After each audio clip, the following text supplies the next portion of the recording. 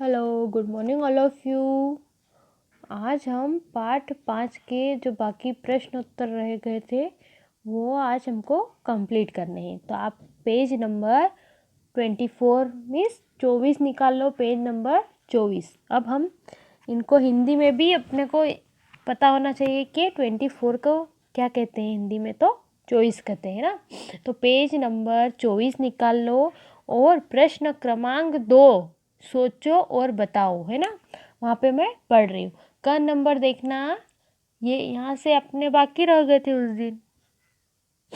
तो क नंबर देखना, धनी आदमी किससे परेशान था। धनी जो आदमी था वो किससे परेशान था।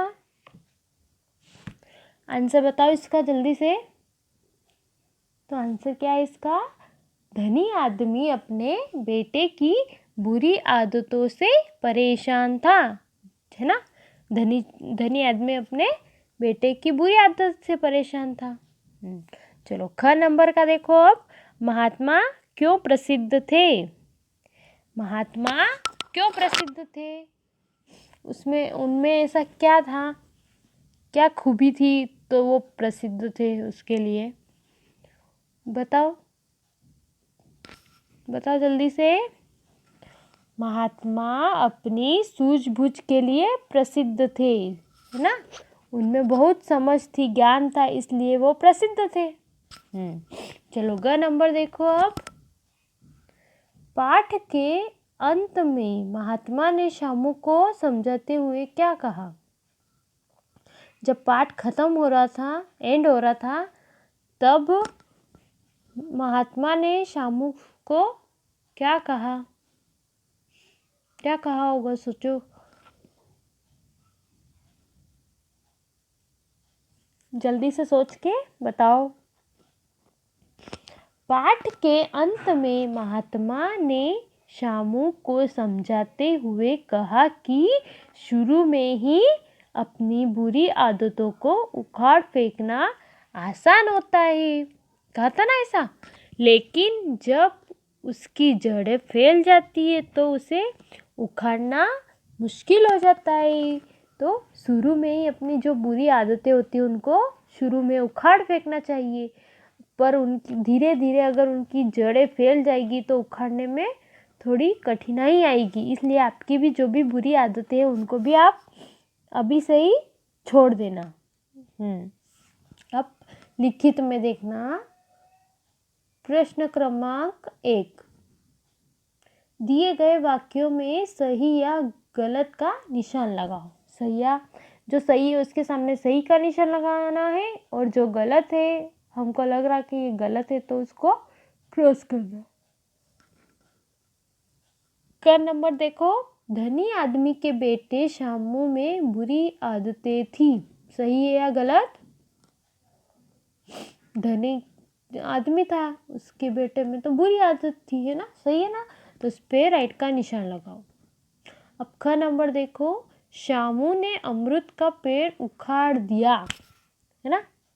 शामू ने अमरूद का पेड़ उखाड़ दिया था या नहीं। शामू ने तो अमरूद का पेड़ कैसे उखाड़ा होगा, पहले तो उसने छोटा पौधा उखाड़ा, फिर उससे बड़ा, है ना। फिर उसको झाड़ी उखाड़ने के लिए कहा था, थोड़ी सी बड़ी, तो झाड़ी भी उसने उखाड़ फेंक दी। पर अब क्या बचा था, अमरूद का पेड़। तो अमरूद का पेड़ तो उससे हिला ही नहीं था, टस से मस नहीं हुआ था, न हिला था न डुला था, तो वो कैसे उखाड़ देगा। तो इसमें क्या आएगा, गलत। अब ग नंबर देखो, बुरी आदतों को शुरू में उखाड़ फेंकना आसान होता है। सही बात है या गलत बात है। बुरी आदतों को शुरू में ही उखाड़ फेंकना चाहिए, सही बात है। हाँ, सही का निशान लगा दो फटाफट जल्दी से। हाँ, अब पेज नंबर 25 पे आ जाओ। पेज नंबर 25 में 25। प्रश्न क्रमांक 2 देखना, किसने कहा। सही उत्तर में सही का निशान लगाओ। जहाँ पे अपने को लग रहा है कि ये सही है तो उसके सामने हमको सही का निशान लगाना। का नंबर देखो, बेटा इस पौधे को उखाड़ दो। बेटा इस पौधे को उखाड़ दो। किसने कहा था यह?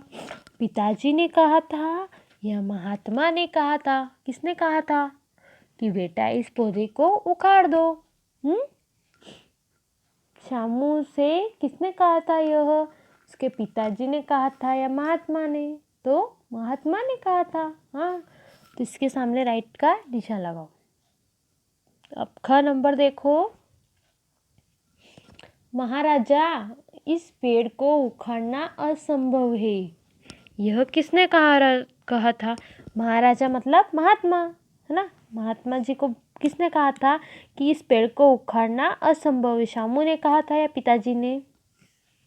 तो किसने कहा था? तो शामू ने कहा था। क्योंकि वही पेड़ उखाड़ रहा था, बाकी थोड़ी उखाड़ते, उसके पिताजी थोड़ी उखाड़ रहे थे, है ना। अब प्रश्न क्रमांक 3 देखो, जो शब्द स्त्री या पुरुष जाति के बारे में बताते हैं, जो शब्द स्त्री या पुरुष जाति के बारे में बताते हैं उन्हें क्या कहते हैं? लिंग कहते हैं। स्त्री मतलब महिला और पुरुष मतलब जैसे पुरुष में पिताजी हो गए, दादाजी हो गए, आप हो गए, है ना, जैसे लड़के। लिंग 2 प्रकार के होते हैं। स्त्रीलिंग मतलब माता और शेरनी। स्त्रीलिंग जो स्त्रियों की जो जैसे माता हो गई, लड़की हो गई, है ना, शेरनी हो गई, इस टाइप से, बकरी हो गई, ये सब क्या है? स्त्रीलिंग। और पुरुष लिंग मतलब पिताजी हो गए, शेर हो गए, इस टाइप से ना। तो ये क्या है? पुल्लिंग है। और स्त्रीलिंग, तो पुल्लिंग शब्दों का स्त्रीलिंग शब्दों से सही मिलान करो, है ना। इधर पुल्लिंग है, पुल्लिंग में क्या क्या दे रखा है देखो, पिता, लड़का, बेटा, आदमी, ये सब क्या है? पुल्लिंग है ना। और स्त्रीलिंग में क्या है? बेटी, औरत, माता और लड़की, ये सब क्या है? स्त्रीलिंग है। तो हमको पुल्लिंग को स्त्रीलिंग से मिलाना है हमको। तो इसमें पुल्लिंग में देखो पिता है, तो स्त्रीलिंग में हमको क्या ढूंढना है? पिता का क्या हो जाएगा? माता। तो पिताजी को माताजी से मिला दीजिए। फिर लड़का पुल्लिंग है, अब हमको इसका स्त्रीलिंग ढूंढना है। तो लड़का तो इधर, लड़की, तो इस पे मिलान करो। फिर थर्ड देखो, पुल्लिंग में बेटा को मिलाओ जल्दी से स्त्रीलिंग में। बेटा है तो बेटी, ये स्त्रीलिंग हो गई। फिर आदमी पुल्लिंग है, तो इसका स्त्रीलिंग क्या होगा? औरत, है ना। स्त्रीलिंग में औरत आ जाएगा। तो ये आपको लिखना है। फिर प्रश्न क्रमांक 4 देखो, दिए गए मुहावरों के अर्थ समझकर वाक्य प्रयोग करो, है ना। जो मुहावरे दे रखे हैं हमको इसके प्रयोग लिखना है। क नंबर देखो, टस से मस न होना। टस से मस न होना, इसका अर्थ क्या है? जरा सा भी न हिलना। तो देखो प्रयोग में क्या लिखेंगे हम? उसे बहुत प्रलोभ दिया गया, लेकिन वह अपनी बात से टस से मस न हुआ। उसे बहुत प्रलोभ मतलब बहुत जोर करा, पर वो अपनी बात से टस से मस मतलब जरा सा भी उसको कोई फर्क नहीं पड़ा। इसका प्रयोग यह है। ख नंबर देखो, सांस फूलना मतलब बहुत थक जाना।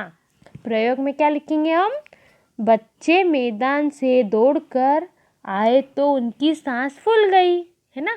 तुम मैदान में जाते हो खेलने के लिए तो तुम्हारी भी सांसें फूल जाती है, थक जाते हो, हांफने लग जाते हो, है ना। हाँ, तो ये आपको लिखना है। फिर प्रश्न क्रमांक 5 देखो, दिए गए वाक्यों में दिए गए प्रश्नों के उत्तर में सही का निशान लगाओ, है ना। क नंबर देखो, शामू किसको छोड़ने की कोशिश नहीं करता था? शामू किसको छोड़ने की कोशिश नहीं करता था, अच्छी आदतों को या बुरी आदतों को? तो शामू अपनी बुरी आदतों को छोड़ने की कोशिश नहीं करता था, है ना। जब बुरी आदत है उसके सामने हमको राइट का निशान लगाना है। फिर ख नंबर देखो, धनी आदमी अपने बेटे को लेकर किसके पास गया था? बताओ जल्दी से। महात्मा के पास गया था कि अध्यापक के पास गया था? तो धनी आदमी अपने बेटे को महात्मा जी के पास लेके गया था, तो वहाँ पे आपको राइट का निशान लगाना है, ठीक है ना। Thank you, bye.